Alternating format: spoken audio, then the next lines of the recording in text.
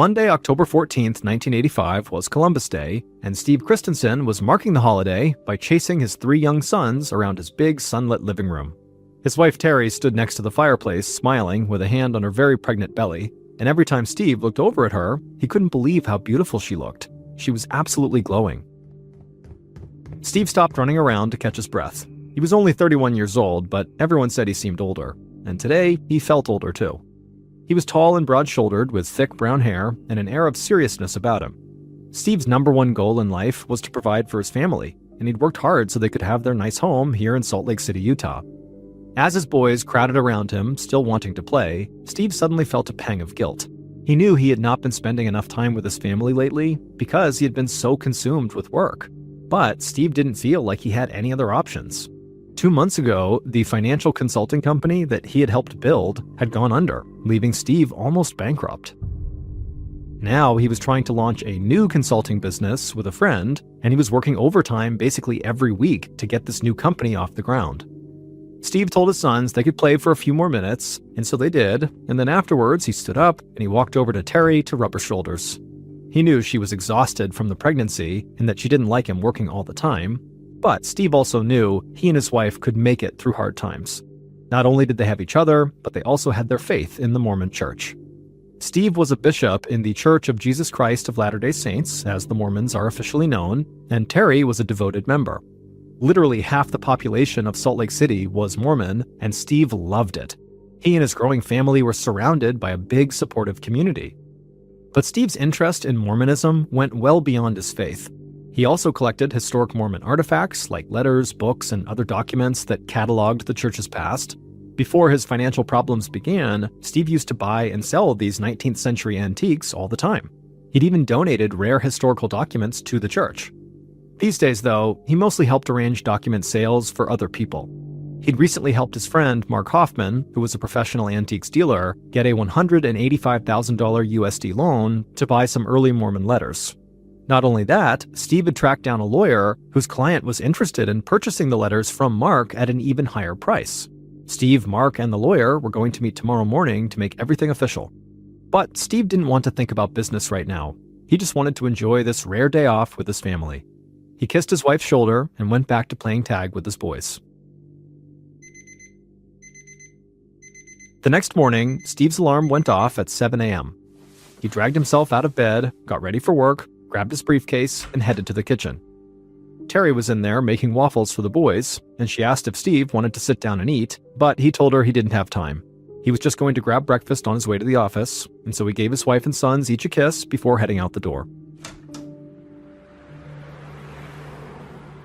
Steve drove his Jeep towards downtown Salt Lake City, stopping to buy a box of donuts and a couple of cans of ginger ale on the way. Then he parked his car outside a huge 8-story high-rise building called the Judge Building, where his office was located. The Judge Building was filled with other shops and offices, and even though it was only 8 a.m., there were already plenty of people milling around. Steve waved to some of the familiar faces as he strode toward the elevator. Steve took the elevator up to the 6th floor, and as he approached his office door, he noticed a cardboard box sitting on the ground. It sort of looked like a box that might contain a big cake, like a big square, and on top of this box, written in black marker, it just said, "To Steve Christensen." Steve balanced the 2 cans of ginger ale on top of the box of donuts, and then he carefully bent down and used his free hand to pick up this box. At that same moment, Steve's new business partner, Randy Rigby, was weaving through traffic trying to get downtown. Randy was about 10 minutes late for work, and he'd been trying to page Steve and let him know he was on the way. Steve was not answering. And as Randy approached the Judge Building, he was quite surprised to see all these fire trucks and police cars outside, parked everywhere with their lights flashing and sirens going off. People were gathered around the building, looking curious and concerned. Randy scanned the crowd for Steve, whose tall, broad frame was always easy to spot, but he couldn't see him anywhere. Then he started looking for Steve's Jeep and noticed it parked nearby. Randy walked up to a woman who obviously was from the Judge Building, and he asked her, what's going on here? And she said the whole building had just been evacuated because of some emergency. She said she had no idea what this emergency was. Suddenly, Randy had an unsettling thought. What if Steve didn't know that he needed to get out of the building and he was still in there? Randy needed to make sure Steve was okay. So even though he could see police officers shooing people away from the main entrance, he decided to sneak in. Randy drove his car to the back entrance of the building and quietly slipped inside. He sprinted up 6 flights of stairs, burst into a long hallway, and looked at his and Steve's office door. Except there was no door. The entrance to their office was now a gaping hole framed by splintered wood and chunks of broken drywall. The hallway was littered with debris and coated in dust and ash. Randy's eyes looked to the floor, and he saw there were chunks of burned donuts and also 2 ginger ale cans that had been bust open. Then he saw his partner's mangled body lying amidst the wreckage. His business partner was so obviously dead that the emergency medical workers standing nearby weren't even trying to revive him. The scene was so horrible that Randy could barely process it. Staring at his lifeless friend, all he could think was, who's going to tell his wife? But then, a police officer grabbed Randy's arm and pulled him away from the area. He told Randy the building had been evacuated and he was not supposed to be here.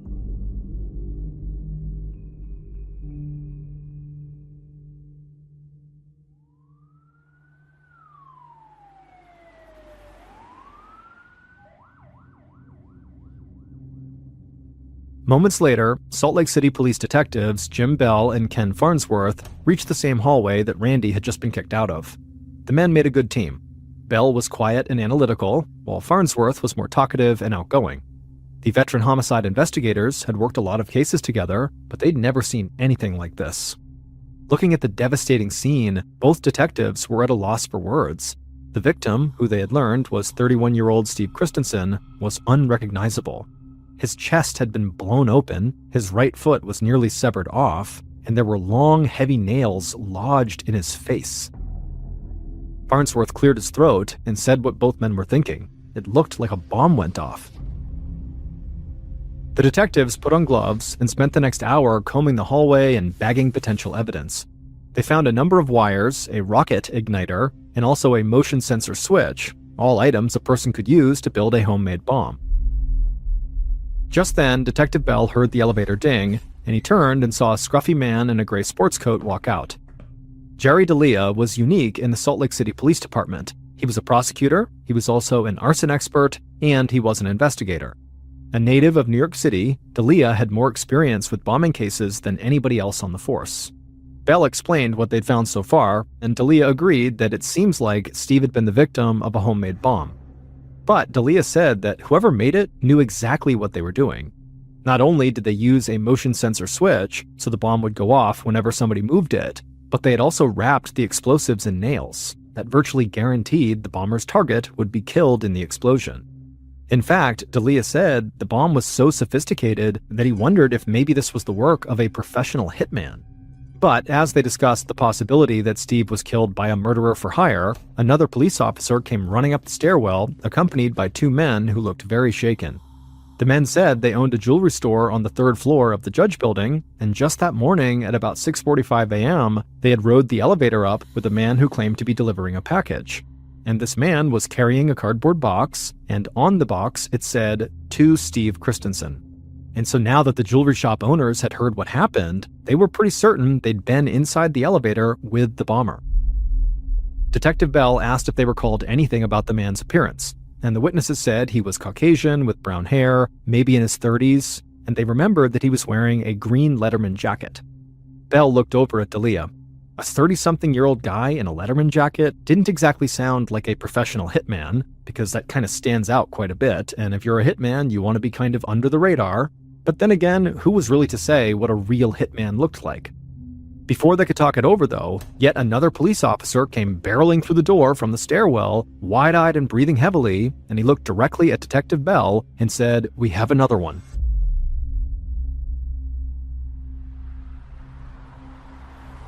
Shortly after 11 a.m., about 2 hours after this first explosion, Prosecutor D'Elia pulled up outside a home in the upscale Salt Lake City suburb of Holiday. He saw county sheriff's deputies, TV news reporters, and frightened neighbors crowded outside, all trying to make sense of the horrific scene. D'Elia parked his car, stepped out, and looked over at what was left of a nice brick house. An entire side of the garage had collapsed, and the carefully mowed yard was now covered with debris. D'Elia pushed through the crowd, and then he saw what everybody was staring at. There was a woman's body lying on the front porch. She had wavy gray hair, but her face was obscured by burns and soot, and her left arm had been blown off, and her abdomen had been ripped open. Delia didn't know this woman, but seeing her shattered body and destroyed home made him feel furious. Bombings were rare in Salt Lake City, and back-to-back bombings were basically unheard of. So Delia was quite certain that the same killer or killers were responsible for both. Delia approached one of the deputies who was already on scene and asked what they knew so far. The deputy told him that the victim's name was Kathleen Sheets. She was a 50-year-old schoolteacher and mother, and she was married to a financial consultant named Gary Sheets. Gary was the founder of that failed investment company where Steve Christensen used to work, and the men had a close professional relationship until about 2 months ago when their business went under. Then the deputy showed Delia a piece of cardboard from the box that the bomb came in. There, in black marker on the cardboard, was Gary's name. Apparently, the deputy said, Gary was the bomb's intended target, not his wife. Delia thought this over. Two partners whose business recently failed had both been targeted by devastating bombs within hours of each other. Delia wondered if someone who had lost money when Steve and Gary's company collapsed might be out for revenge. But Delia also thought it was possible that maybe Gary killed his former business partner and his wife and only wrote his name on the box as a diversion. Either way, Delia knew exactly who investigators needed to speak to next.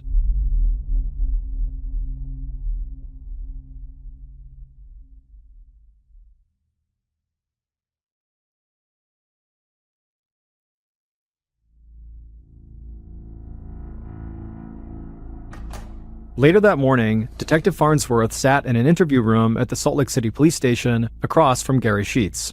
Gary was in his 50s with white hair and even whiter teeth, but his eyes were red from crying. Farnsworth tried to be gentle while asking questions, and Gary was very forthcoming despite his obvious shock and grief. He explained that he and Steve used to run a financial consulting company together, working with wealthy investors. They'd done well until some bad investments left the company on the verge of bankruptcy. Then, 2 months ago, Steve had decided to leave and start his own consulting company with a new partner, leaving Gary to try to deal with the mess of their failed business. But Gary said he didn't have any animosity towards Steve, and he was heartbroken to hear about Steve's violent death. As for his own wife's murder, Gary said he couldn't believe any of this was real. Detective Farnsworth felt sorry for the guy and knew Gary should be with his family right now, but there was a bomber who was loose in Salt Lake City, and his questions just couldn't wait. He asked if Gary knew anyone who might want to hurt him. Gary paused for a moment and then said, well, yeah. When his and Steve's company failed, a lot of investors lost a lot of money. Maybe these bombs were a spurned investor's way of getting revenge. But if this was the case, Gary wondered, why target his wife? Detective Farnsworth swallowed hard and told Gary the bomb had actually been inside a cardboard box and his name had been written on the box. As far as police could tell, someone out there had actually wanted Gary dead, not his wife. Hearing this news, Gary began to cry, not only at the thought of his wife being murdered by mistake, but also because the reality that somebody was out to kill him was terrifying, and he began shaking like he was just so scared he couldn't help it. And so seeing this, Farnsworth immediately offered to place him in protective custody until the police solved the case. In the meantime, they needed Gary to put together a list of all the investors who'd lost money when his and Steve's company dissolved. Any one of them could be the bomber. While Detective Farnsworth wrapped up his conversation with Gary, his partner, Detective Bell, was a few miles away on the couch in Steve Christensen's living room. Steve's very pregnant wife, Terry, sat across from him looking totally numb. A few members of the family had come over as soon as they heard the news, and they took care of Steve and Terry's boys while she spoke with the detective. Her voice was flat as she told Detective Bell that she didn't know how she was going to live without her husband. Beyond the shock and grief of losing someone she loved so much, Terry was now going to have to find a way to support 4 children on her own, and the family's financial situation was not good. She sighed and sort of muttered under her breath that she wished Steve hadn't been so generous with the church. Detective Bell asked what she meant. Terry tucked a strand of her short blonde hair behind her ear and explained that Steve was always spending money on Mormon artifacts. The previous year, in 1984, he'd paid $40,000 for one document and then just handed it over to the church. Detective Bell looked confused. Terry explained that this document, called the Salamander Letter, was valuable because it was so controversial, raising doubts about the founding of the Mormon Church. The church taught that the founder of Mormonism was led to the Book of Mormon by an angel, but the letter said he'd actually been led there by a white salamander. Terry said that Steve's friend, Mark Hoffman, had found the salamander letter from one of his confidential sources, and when word got out that Mark had the letter, church leaders got really upset because it totally went against their teachings. Terry said she didn't want Steve to buy this letter, but he did it anyway. And then he donated the document to the Mormon church. And just like that, Steve and Terry's family had lost $40,000, money that they really needed right now. Detective Bell could see how upsetting this was for Terry. He didn't want to cause her any more grief, so he thanked her for the information and told her how sorry he was for her loss. But before he got up to leave, Terry stopped him.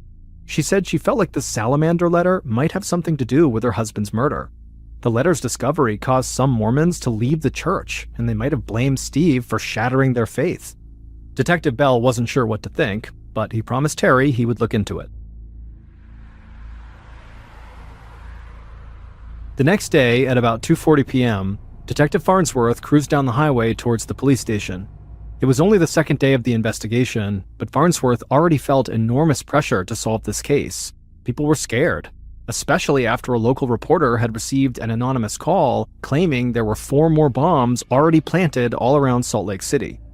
And at a press conference the night before, the Salt Lake City police chief had said the crime could be related to this salamander letter. And so, fearing that their affiliation with the Mormon church could make them the next victims, multiple prominent Mormons had taken their wives and kids into hiding. Detective Farnsworth pulled into the police station, but just as he turned off the ignition, he heard an emergency report on the police radio. The dispatcher said all available police needed to head to an address near Main Street in downtown Salt Lake City. Just as the public feared, the bomber had struck a third time.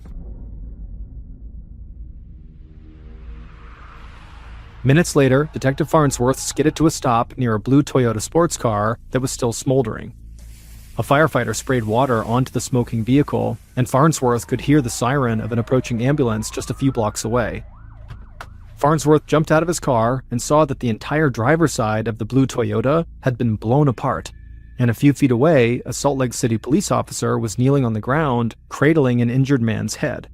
The man looked like a total wreck to Farnsworth. There were shards of glass in his face, his bloody right hand was missing a fingertip, and he had a piece of metal shrapnel sticking out of his right knee. But somehow, this man was alive. Just then, the sirens reached a fever pitch as the ambulance arrived on the scene. 2 EMTs jumped out of the vehicle and ran over to the injured man and began taking his vitals. Detective Farnsworth leaned down and asked the injured man for his name. In between labored breaths, he said his name was Mark Hoffman. Farnsworth immediately recognized that name. Mark was the man who had discovered the controversial salamander letter and sold it to Steve. But before the detective could ask any follow-up questions, the EMTs loaded Mark into the back of the ambulance and sped off to the hospital. Moments later, Prosecutor D'Elia and a federal agent who specialized in bombing cases arrived on the scene. The federal agent immediately began examining Mark's smoldering vehicle, while Farnsworth got D'Elia up to speed about the latest victim. But just then, the federal agent called out to them to come over and look at what he'd found inside of Mark's trunk. Farnsworth and D'Elia ran to the back of the sports car, and in the trunk they saw a trove of old-looking papers that had been damaged in the explosion. They were either burnt from the fire or sopping wet from when the firefighter had doused the vehicle with water, but they were all there and clearly seemed pretty important. As he looked at the ruined papers, Detective Farnsworth was overwhelmed with questions. Why would someone want to kill Mark Hoffman? Could it be related to the documents inside his trunk? Or could it be someone who blamed Mark and Steve for unearthing the salamander letter that undermined the Mormon faith? And if that was the case, why would the bomber then also target Gary and Kathy Sheets? They were connected to Steve, but they had nothing to do with the buying and selling of Mormon artifacts, and so none of it made any sense. At about 4 p.m. that afternoon, Detective Bell stood in Mark Hoffman's room at the LDS Church Hospital. Mark had all these open wounds on his face from where doctors had pulled glass out, and he was waiting for an operation on his injured leg. Bell felt terrible for him, but on the bright side, doctors said he was likely going to live. Mark was on pain medication, and when he spoke, his voice was barely above a whisper. Detective Bell asked him if he felt well enough to talk, and Mark croaked out a yes. The detective asked Mark where he was going when the explosion happened, and Mark said he was on his way to sell some rare documents to a lawyer downtown. Bell asked what kind of documents, and Mark sort of paused for a minute and then said he couldn't actually remember. He said he couldn't actually recall much of anything from that morning except opening his car door and seeing a small package fall out. Mark said he went to pick up the package, and then everything went black. Detective Bell nodded grimly. He'd heard from people in the Mormon community that Mark was this incredibly talented and charismatic man. Mark was jokingly known as the Mormon Indiana Jones because he was so good at finding valuable artifacts. So to Bell, even though he didn't know Mark, it just seemed so sad that this guy was kind of a shell of himself with virtually no memory of what nearly killed him. Bell asked Mark if he could recall anything from before the explosion. Mark thought for a moment, and then he whispered that he had noticed a brown pickup truck that seemed like it was following him right before the explosion. The truck didn't worry him at the time, but only now, as he thought about it, he wondered if the bomber might have been trailing him. He'd seen through the mirror that the driver was a white man with brown hair, but besides that, Mark didn't get a good look at the guy because, again, it didn't really matter to him at the time. Detective Bell nodded. It sounded like the driver could be the same person the father and son saw in the Judge building. But still, there was a lot of white men with brown hair in Salt Lake City, Utah, so this was not a particularly helpful clue. Just then, a doctor came into the room and said they needed to begin prepping Mark for his leg surgery. Detective Bell thanked Mark for the information and then turned to leave.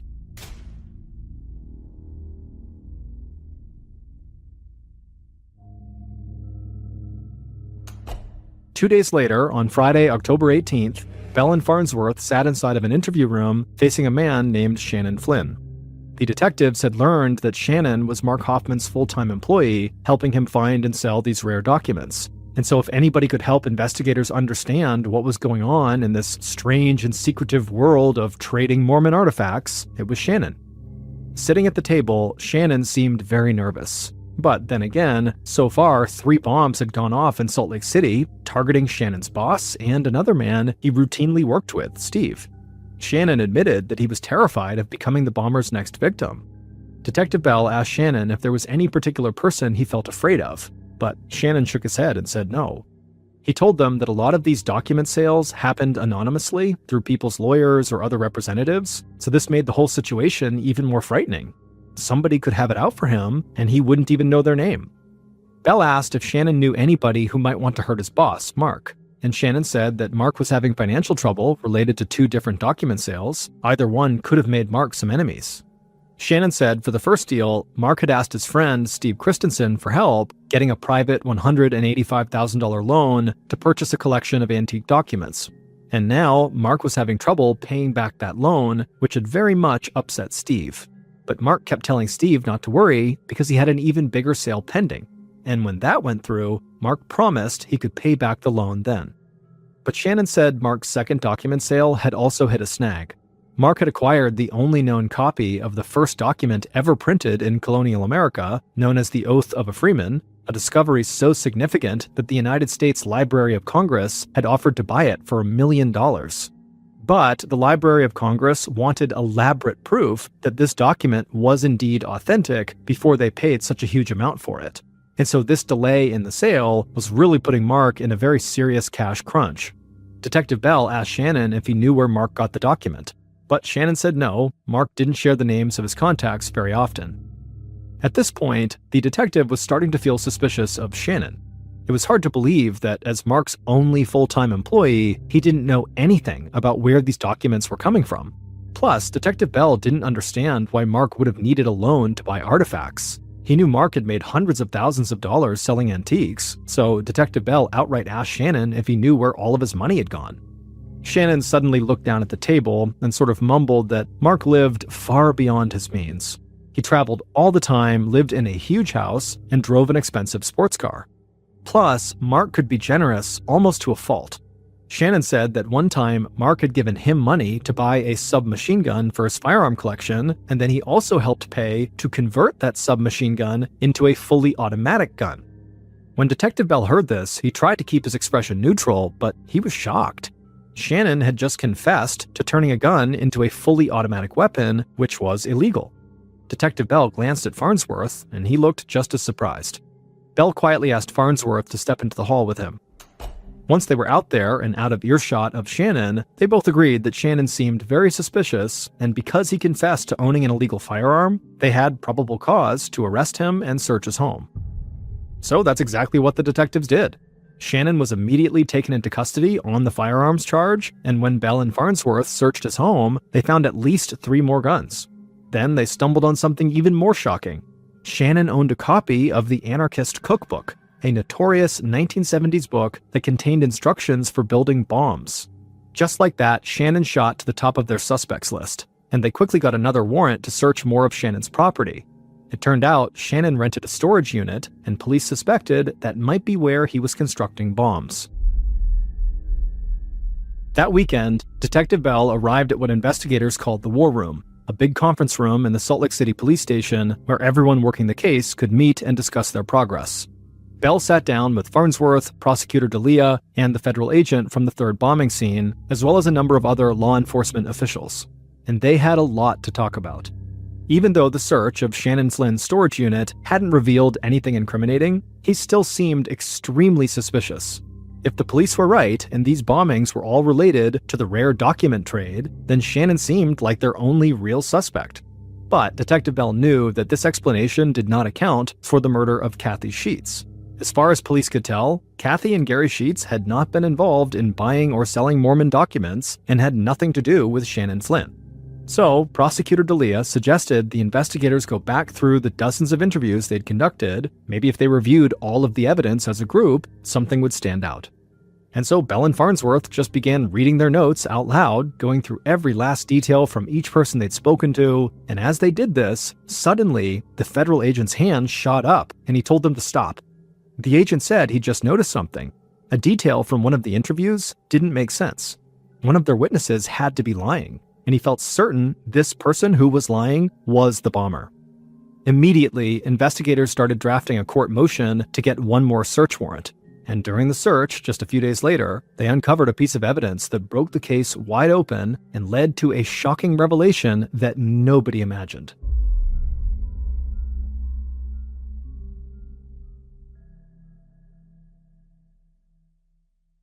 Based on the evidence found during police searches, here is a reconstruction of what police believe happened during the Salt Lake City bombings of 1985.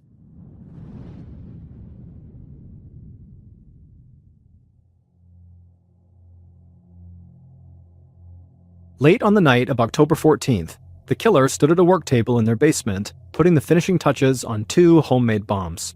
They'd spent the last few weeks researching how to build them, and they felt confident the design would work. The killer taped dozens of long carpenter's nails over one bomb and added extra explosive powder to the second, making both bombs extra lethal. Then they gently placed each bomb into separate cardboard boxes. The killer had already used an ice pick to carve 2 small holes into the bottom of both boxes. Now they carefully threaded the wires from the motion sensor switches in each bomb through these holes.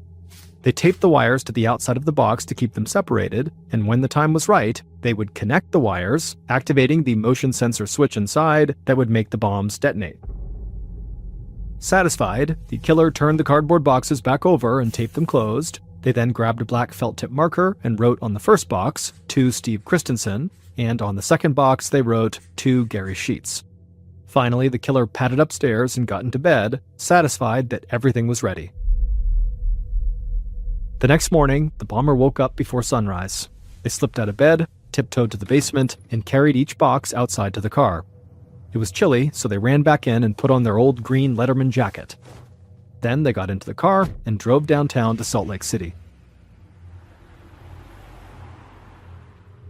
At about 6:45 a.m., the killer parked outside the Judge Building, got out of their car, and lifted the box labeled "To Steve Christensen" out of the back seat.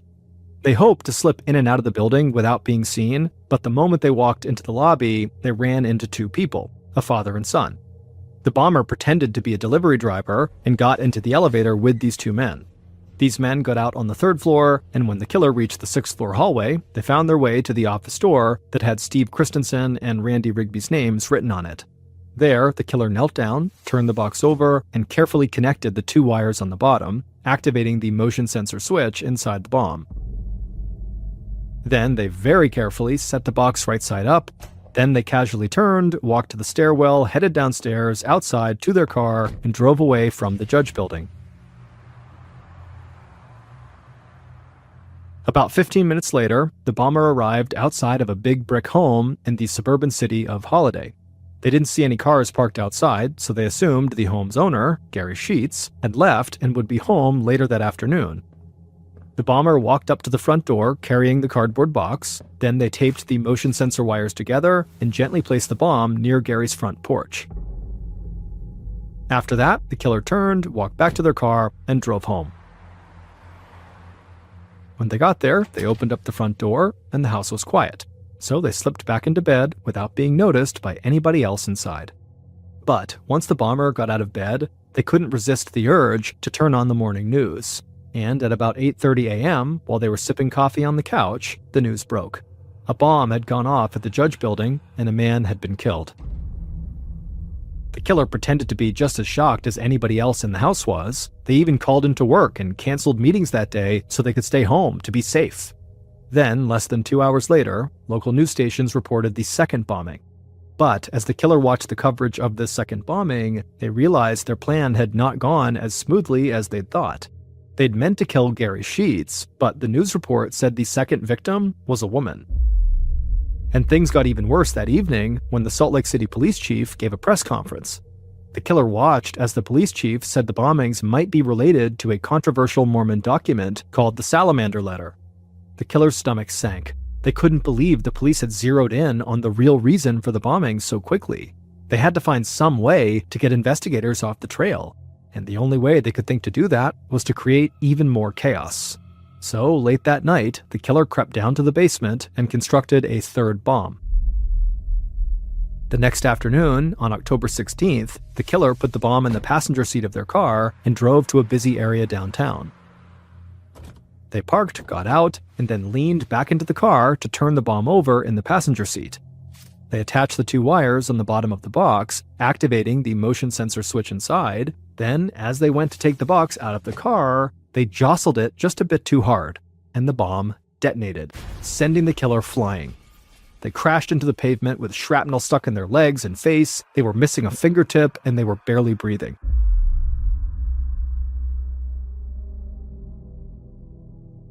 At about 4 p.m. on Wednesday, October 16th, when Detective Bell went to the hospital to interview Mark, he had a lot of questions about how the explosion happened. Mark said he opened his car door and a small package had fallen out, then exploded.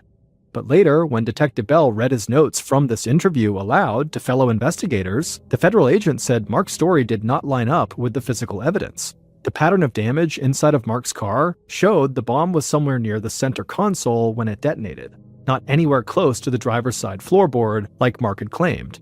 Now they had caught Mark in what looked like a lie.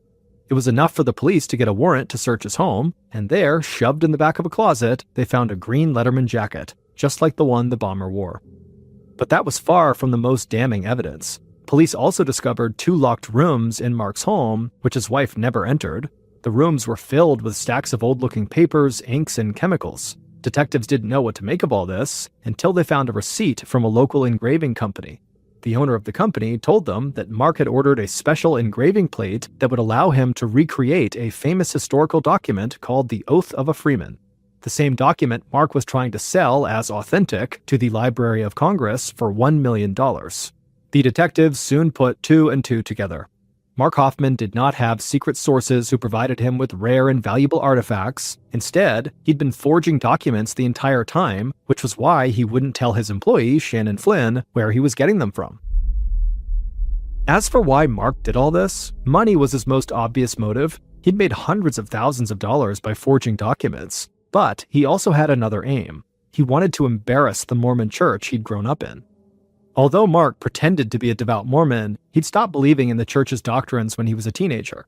As an adult, he started forging papers that would undermine the church's history and shake other people's faith too. The Salamander Letter was totally fake, but it did embarrass church leaders by making it look like Mormonism was inspired by a salamander rather than an angel. And Mark's friend, Steve, had paid him $40,000 for it, believing it was real. Then, in the months leading up to the bombings, Mark had persuaded Steve to arrange a big $185,000 loan to buy a collection of Mormon letters that did not even exist. Mark took the money from Steve and squandered it on fancy vacations and a sports car, and then couldn't repay the loan. So, to get out of this financial hole, Mark forged a copy of the historic Oath of a Freeman that he planned to sell to the Library of Congress for $1 million. But after Mark gave this fake document to library officials to verify, weeks ticked by with no word from them, and he got nervous that experts had found a flaw in his forgery and his whole scheme would fall apart. And at the same time, Mark's friend, Steve, was getting very impatient with Mark for not repaying his $185,000 overdue loan. And so at this point, Mark decided his only option was violence. He murdered Steve to get him off of his back, and then planted a bomb at Gary Sheets' house as a diversion. In reality, Mark didn't care whether Gary lived or died. He just wanted police to think that the bombings were all related to Steve and Gary's failed financial consulting business. And the plan almost worked until Mark made the mistake of setting off a bomb in his own car. He later claimed he did this on purpose in an attempt to commit suicide, but investigators believed Mark actually intended to use this bomb either to kill Shannon Flynn, who was talking to police about Mark's financial problems, or to cause such a scene in downtown Salt Lake City that it would throw the detectives off his trail. Officers arrested Mark Hoffman in January of 1986, and he quickly confessed to both the forgeries and the bombings, but he expressed no remorse for what he'd done. Mark then pleaded guilty in exchange for a life sentence rather than facing the death penalty. Once he was in prison, Mark's wife divorced him, and he was excommunicated from the Mormon Church. Mark later attempted suicide, but he would survive. However, he would permanently damage his right arm, ironically losing control of the hand he'd once used to commit his many forgeries. Peggy Carr's life had never been very easy. She was born in 1947 in a very small rural town in Central Florida to parents who were deaf and who had almost no money. So, from a young age, Peggy had to go to work, except the only jobs she could land were either extremely low paying, or they were just outright dangerous, like overnight shifts at isolated truck stops on deserted highways where she would waitress there all by herself. But Peggy never complained about her job prospects. Instead, she just took whatever jobs were available because she knew that she and her family needed the money. And whenever she was working in a dangerous environment, she would intentionally put on this very tough exterior to make sure no one attempted to take advantage of her. And despite her small stature, she quickly developed a reputation amongst her coworkers as somebody you did not want to mess with. Peggy didn't take crap from anybody. But while this kind of prickly outer shell protected her from potential predators, it also warded off potential romantic partners that might have been interested in her, but were kind of intimidated when they interacted with her. But eventually, one man would cut through Peggy's defenses, and they would fall in love, and they would get married, and they would have 3 kids together, and everything was great until it wasn't. The marriage would crash and burn, and so by the mid-1980s, Peggy was a mid-30-somethings divorced mother of 3 teenage children who had to work overtime at a local diner just to barely make ends meet. And while she still acted very tough and composed when she was working or when she was out in public, when she was behind closed doors at her home with her kids, they saw the real side of Peggy. And that side was just kind of sad. I mean, life had just been kind of hard on her, and she had tried so hard to provide a safe and happy home for her kids, and she felt like she had kind of let them down. But her kids, on the other hand, were not bitter towards their mother for the divorce. It just pained them to see her so upset. And so her kids really hoped that one day their mom would meet somebody new, she would fall in love all over again, and maybe that would put a smile back on her face. And in late 1987, that is exactly what happened. That year, Peggy met a man named Mrballen Carr. Mrballen, who just went by his nickname, Pie, was a lot like Peggy.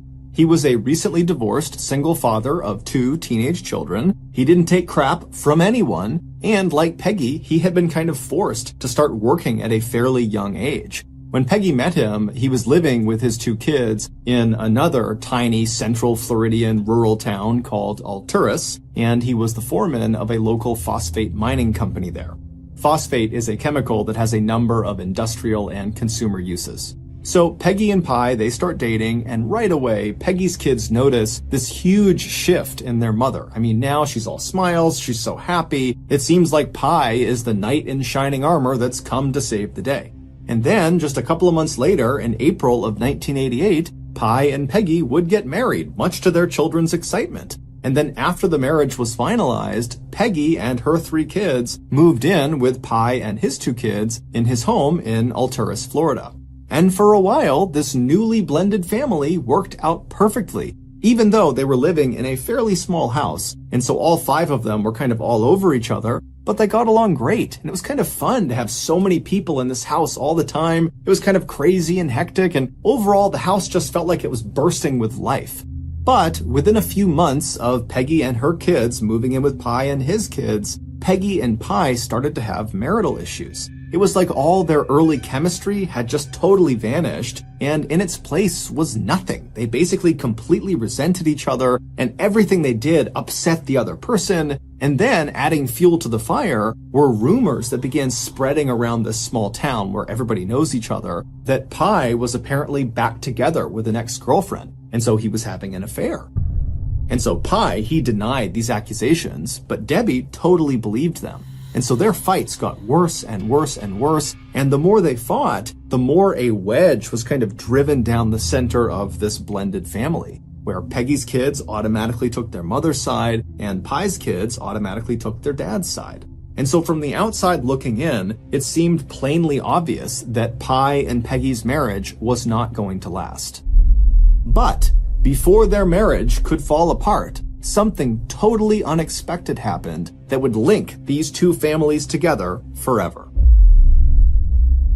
In late October of 1988, so 7 months into Peggy and Pi's now very rocky marriage, Pi suddenly got up one morning and just told Peggy he was leaving for the whole day to go hunting. This was not a planned trip, he just wanted to get away. And at this point, neither of them wanted to spend any time with each other, so Peggy didn't care. She said, "Go ahead, enjoy your trip, I'll see you later." And so Pi, he leaves the house, he gets in his truck, he drives off, and then a little while later, Peggy and her daughter, Sissy, they both get their things together, and they head out and they get in Peggy's car, and they drive into town. Both Peggy and her daughter worked at the same diner as waitresses, and they both had a shift that morning. And so they arrive at the diner, they both get out, they go inside, they get their things on, and they begin their shift like normal. But not long into the shift, Peggy was about to walk up to one of her tables when she noticed her heart was racing. And she had not been running around the restaurant, she had not done any heavy lifting. There was no reason for her heart to suddenly be beating at a really fast clip. And so initially, Peggy tried to just ignore it, thinking that her heart would slow down and she would go back to normal. But when her racing heart persisted, she walked away from the table she was waiting on and snuck off into the staff bathroom, and she sat in one of the stalls, she shut the door, and she just sat on the toilet waiting for her heart to stop racing. But as she sat there, not only did her heart only continue to thump like mad, but she started to notice her legs were tingling and so were her arms. Now, Peggy was a no-nonsense person. She was not prone to panicking or overreacting or anything like that. And so as she's sitting there feeling these symptoms, it dawns on her that maybe I'm having a heart attack. And so she decides, okay, I'm going to deal with this. She stands up, she opens the stall door, she goes to the sink, she washes her hands, she washes her face, she kind of calms herself down, and then she walks out of the bathroom, she goes right into the staff break room, and she tells her daughter, I think I'm having a heart attack, but don't worry, I'm just going to go home, I'm going to lay down. If this gets worse, I will go to the hospital, but for right now, I don't really know what it is, but I want to take it seriously, so I'm going to leave for the day. And so Sissy is looking at her mom, really concerned, but Sissy knows what her mom is like. Her mom is tough as nails. She is the type of person that's going to sleep off a heart attack. And so she says to her mom, okay, go home. I'll be sure to check on you as soon as I get back, and please call me if anything changes. And so Peggy, whose heart was still racing and her arms and her legs were still tingling, she told her daughter, everything's going to be fine. And then she told her manager that she was leaving. And then Peggy slipped out the back door, she got in her car, and she drove back home.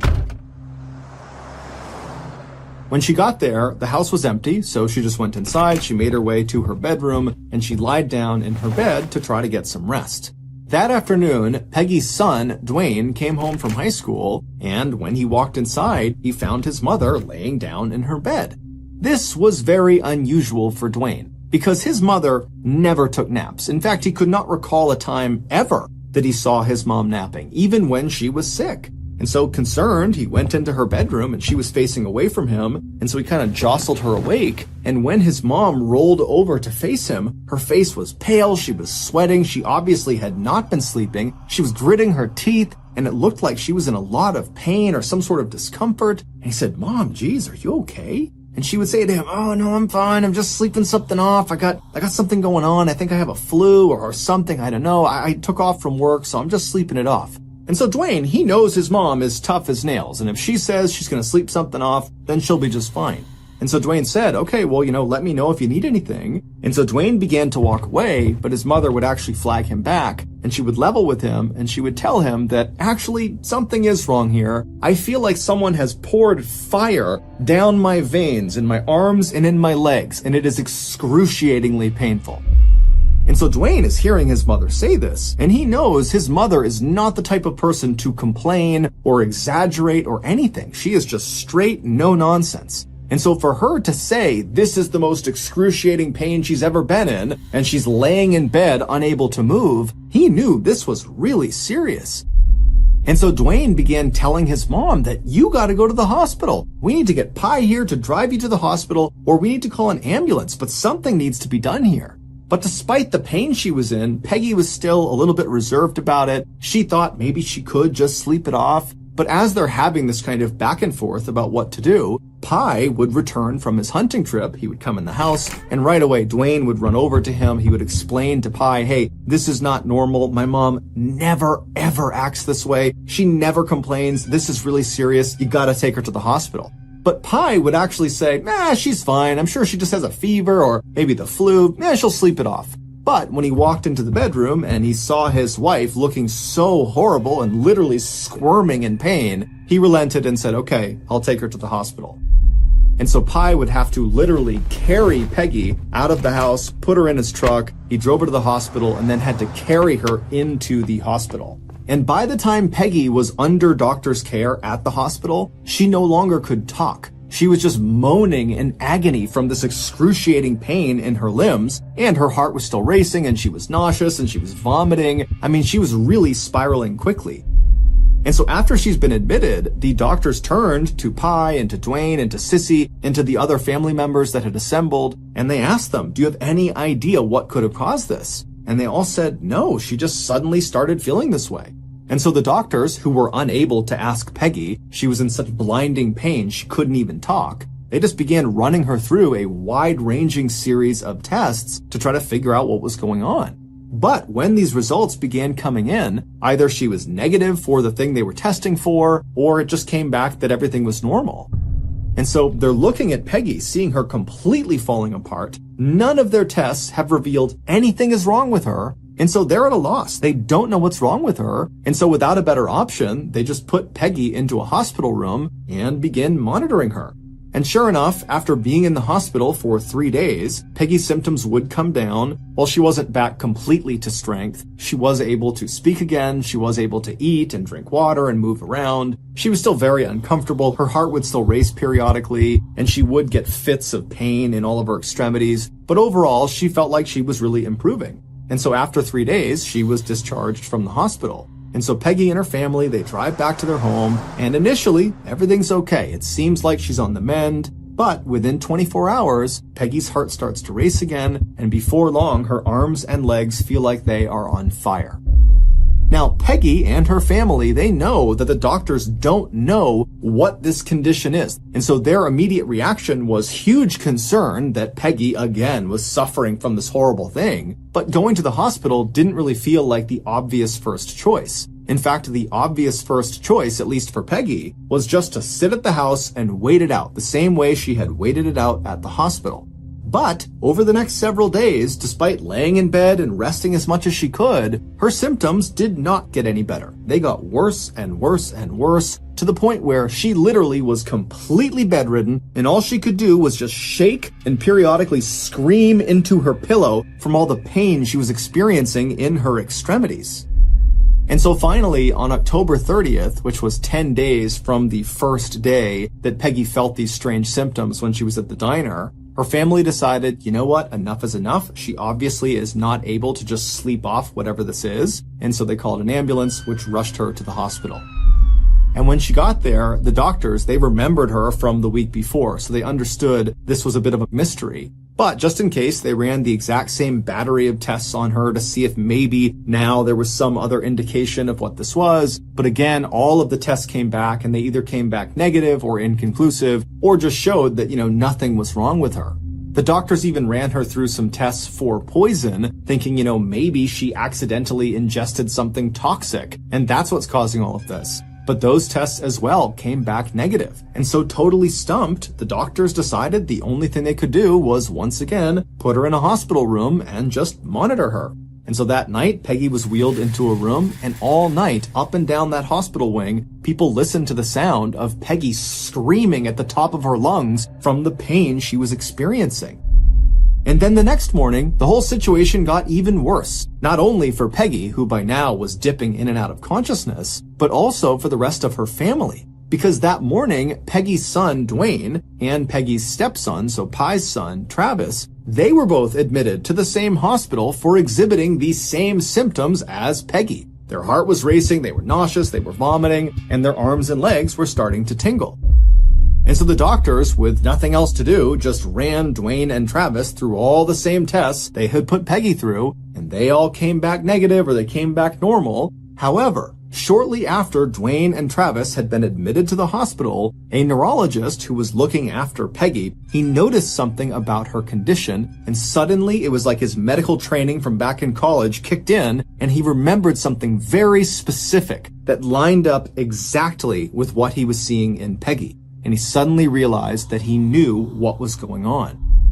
And so he told his colleagues, they ran out and they got this very specialized testing kit that doctors very rarely use. It's only for this one really specific and very rare condition. And they tested Dwayne and Travis and Peggy. And sure enough, the next day the results came back and all three tested positive for this condition that the neurologist had guessed.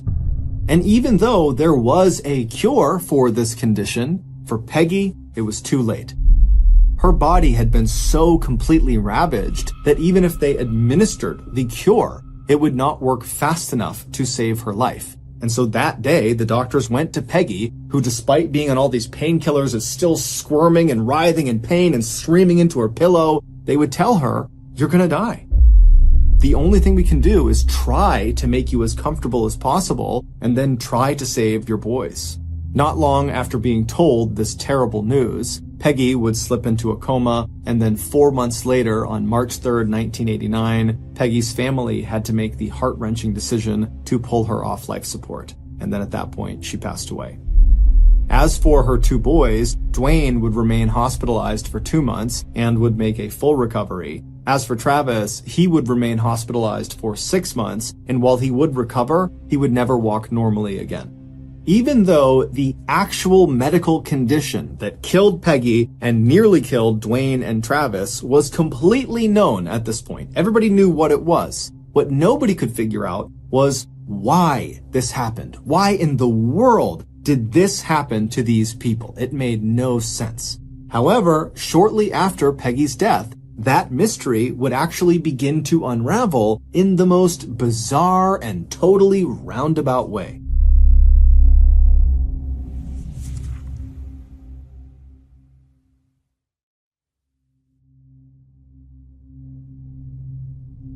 There is an international organization called Mensa. That's not an acronym. It's a Latin word that roughly translates to table or mind. And this organization is a highly exclusive society for the ultra-intelligent.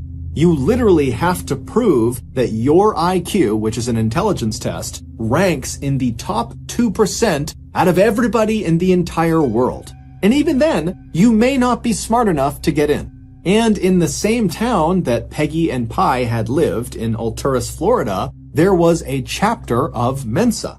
And the way some of these chapters worked is they would just get together every month and do some sort of intellectually stimulating activity. And in Alturas, that Mensa chapter, what they would do is they would get together at some private location once a month, and they would put on what they called a murder mystery weekend. the members of this chapter would head off to some private location like an inn or a hotel or a cabin or something, and they would all role play a murder investigation. So one or two of the Mensa members would come up with a very elaborate murder and subsequent investigation, and they would assign different fake characters to each of the real Mensa members. And so once they got there, they'd all find out what character they were and what they were responsible for. And then once they got into character, which included dressing up in costumes, they would remain in character until the killer was revealed. And so this activity was meant to be extremely intellectually challenging. But also, it was extremely fun. The group loved these murder mystery weekends. And so with that in mind, just a couple of weeks after Peggy had passed away, so this is sometime in April of 1989, a new genius was accepted into the ranks of the Alturas Mensa chapter. Her name was Sherry Gwynn, and she was a middle-aged woman who had recently fled from Texas to Central Florida to get away from her abusive husband, who still lived in Texas. After she was accepted into the Mensa chapter, it became abundantly clear to the members that Sherry was eager to make friends. But not just any friends. She wanted to make friends with two very specific members of the Alturas Mensa chapter. And they were Diana Carr, who had no relationship to Pi Carr or his family, and Diana's husband, whose name was George Trapal. Diana was a very successful orthopedic surgeon who had her own practice in Alturas, Florida. And George was this computer programmer who had more advanced degrees than you could count. And, critically, Diana and George just so happened to live right next door to Peggy and Pi's house. Even though Sherry came on really strong right away to try to become friends with Diana and George, neither of them were fazed. The couple just figured, here's a woman who's living by herself, she's moved to a brand new area, she's run away from an abusive husband. It's no wonder she wants friends, and so she probably just needs some support. And so Diana and George were happy to just become her friend. The same month that Sherry was accepted into the Alturas Mensa chapter, George and Diana happened to be chosen as the people responsible for coming up with the complicated scenario that the group would act out during their murder mystery weekend that month. So George and Diana very diligently sat down and went over how to make the case as complicated as they could, and George took on the responsibility of really focusing on exactly how the victim in their fake scenario would be killed, because he was really trying to make it as difficult as he possibly could, and he was trying to find the perfect murder that would be nearly impossible to solve. And so he came up with his very elaborate murder scene, and then between him and what his wife was creating, they put together this really intense and very complicated scenario that they were both very happy about. And so a couple of days later, it was time to head out for the murder mystery weekend that George and Diana had worked so hard on. And so they went and printed off a whole bunch of those cards that would have all the information about who each of the Mensa members were going to be in this role-playing game. And there was some initial information about the murder that was committed, the so-called perfect crime that George had come up with. And so they printed all those cards out, they grabbed their costumes, they packed their stuff up, they hopped in the car, and they drove to the nearby inn where they met up with the rest of the Mensa members, which included Sherry.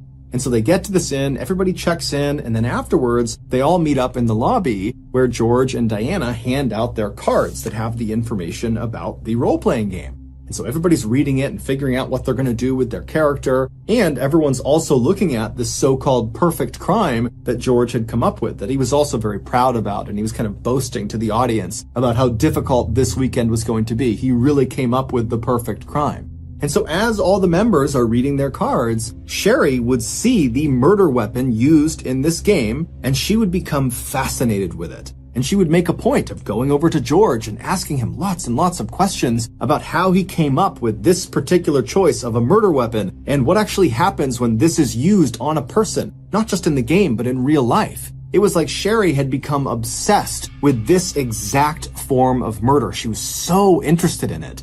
And George, he was immediately aware that Sherry was kind of unnaturally interested in exactly how he had come up with the scheme. But in a way, it was kind of flattering for George because he had spent a lot of time constructing it to make it as complicated as he could. And so he indulged Sherry, and he sat there and told her everything about this particular weapon and what it does to the human body and, how you can get it and what the history of this weapon was. and the whole time Sherry is just totally locked in. I mean, she's really focused on this particular style of murder.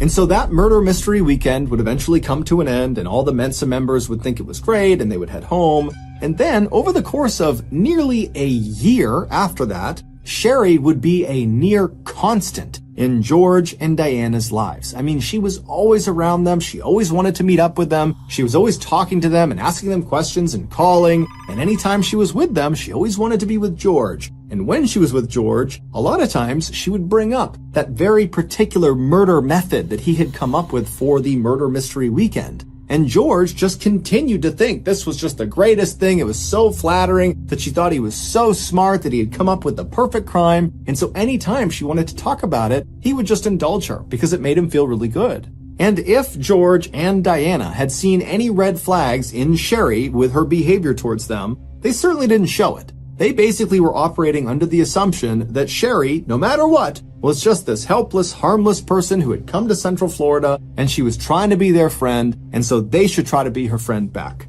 But, as they would soon find out, they were very, very wrong about Sherry. In December of 1989, so roughly 8 months after George and Diana had first met Sherry, Diana decided she wanted to move her medical practice from Alturas to a neighboring town called Sebring. And the drive from where their house was in Alturas to where her new office was going to be was just far enough that it made sense for George and Diana to relocate to Sebring. And when Sherry discovered that the couple was moving, she immediately called George and said, "Please, let me rent out your house. I don't have a place to stay. I've been staying with friends. I'll pay whatever rent you want."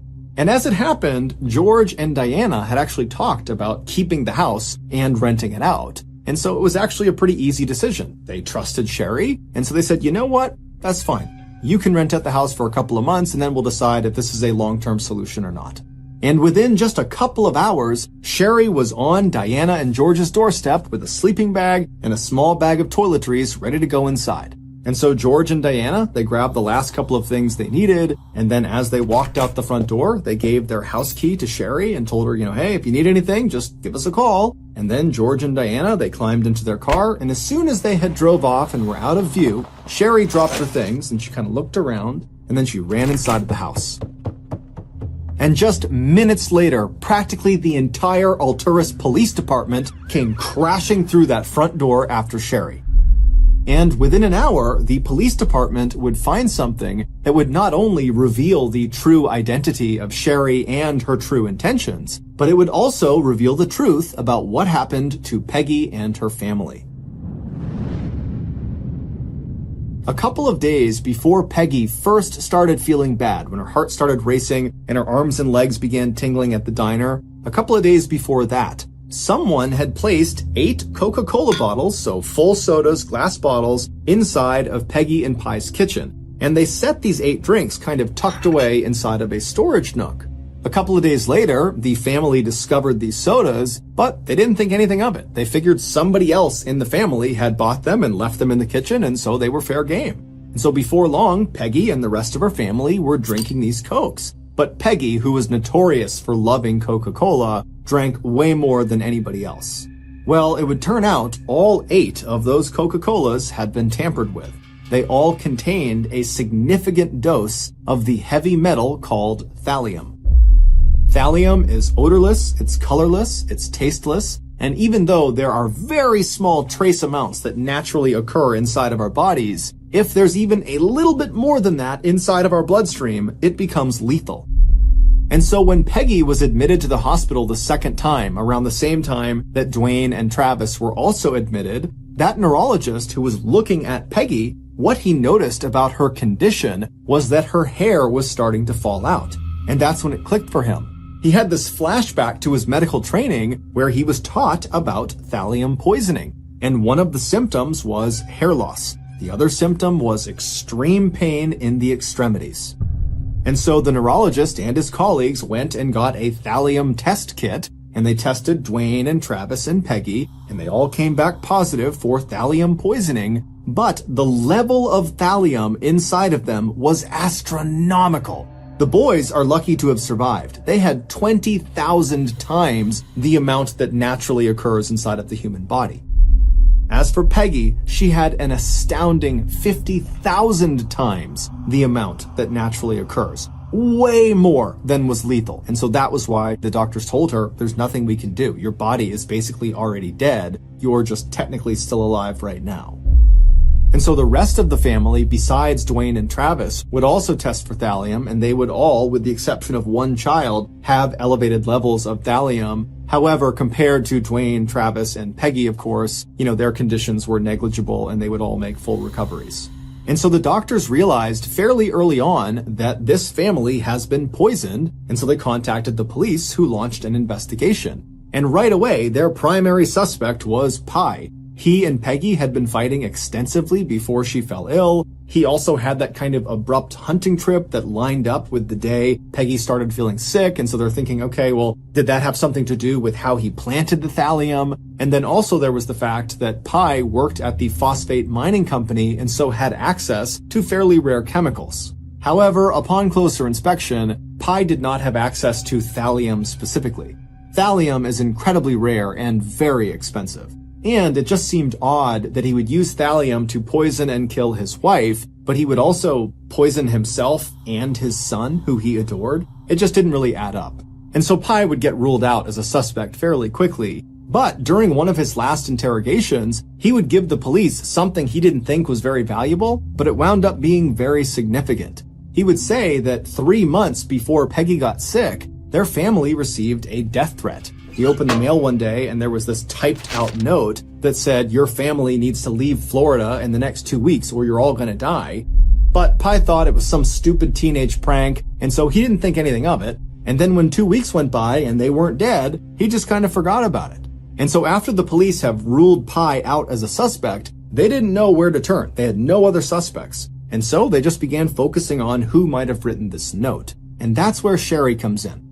Sherry Gwynn was not a Texas transplant who had come to Central Florida to run away from her abusive husband. Sherry Gwynn wasn't even her real name. Her real name was Susan Gilek, and she had lived in Central Florida for most of her life.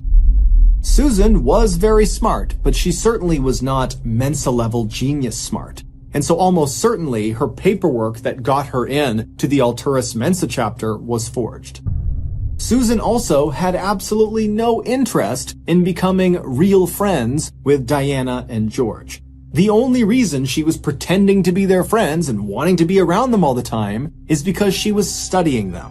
Because Susan was actually an undercover police officer. She had been sent undercover after the police discovered Diana and George were responsible for that death threat letter that was sent to Peggy and Pi.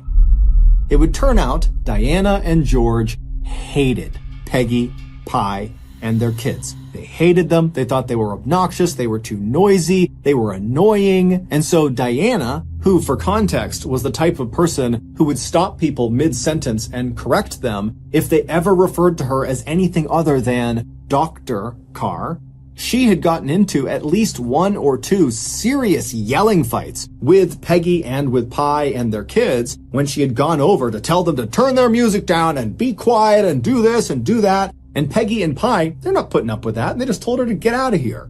As for George, he didn't get into any public altercations with Peggy and Pi and their family. George was a very meek and submissive guy. He was very meager, and he was mostly a recluse. But he spent virtually all day peering out the window at Peggy and Pi and their family, studying what they were doing and obsessing over how noisy and obnoxious they were. And as he's seeing his wife getting more and more frustrated with their neighbors, George finally decides he's going to take drastic action. And so that's when George types out that death threat and he sends it across the way. But after Pi reads it, nothing happens. They don't leave Florida within 2 weeks. And so George went to phase 2 of his plan. George had actually spent time in a federal prison in the 1970s for cooking meth. And one of the byproducts of making meth is thallium. So George used his old meth cooking skills and he whipped up some thallium and he put lethal doses of thallium in 8 different Coca-Cola bottles. And then after mixing them all up so you couldn't tell there was any chemical inside of them, he used his bottle topping machine to put tops back on top of each of them. George made his own beer, and so that's why he had a topping machine at his house.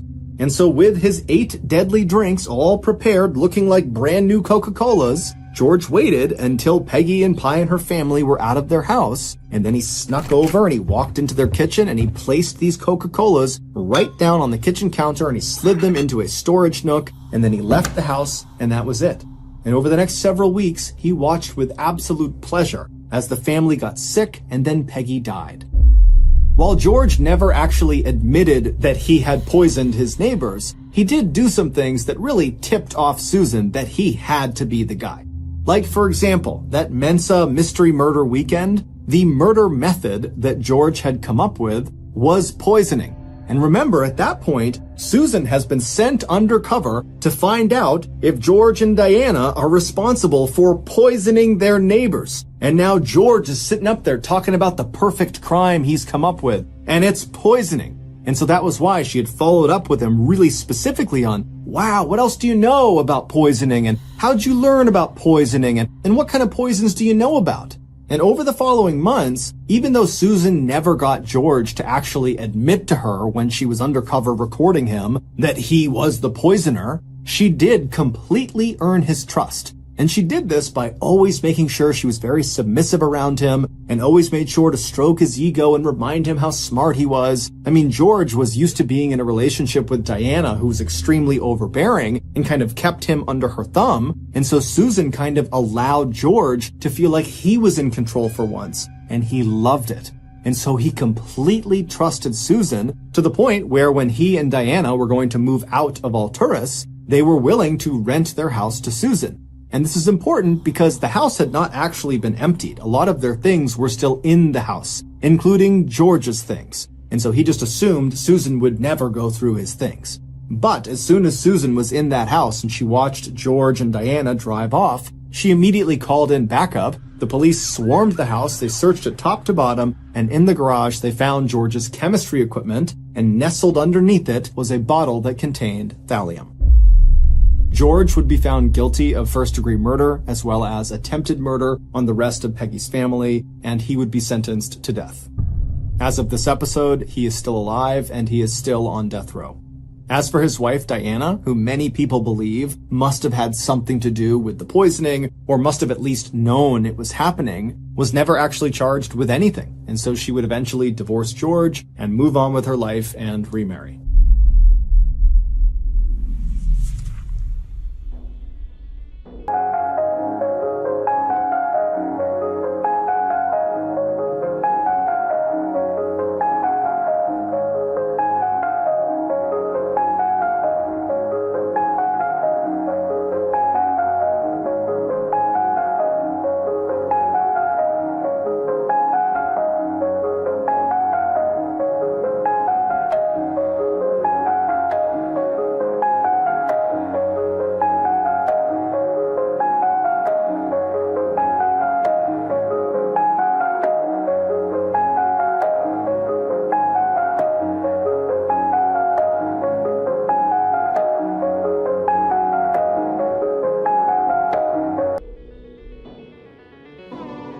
Thank you for listening to the Mrballen podcast. If you got something out of this episode and you haven't done this already, please ask the Amazon Music follow button to go out dancing with you, but when you get to the dance floor, repeatedly step on their feet without acknowledging it.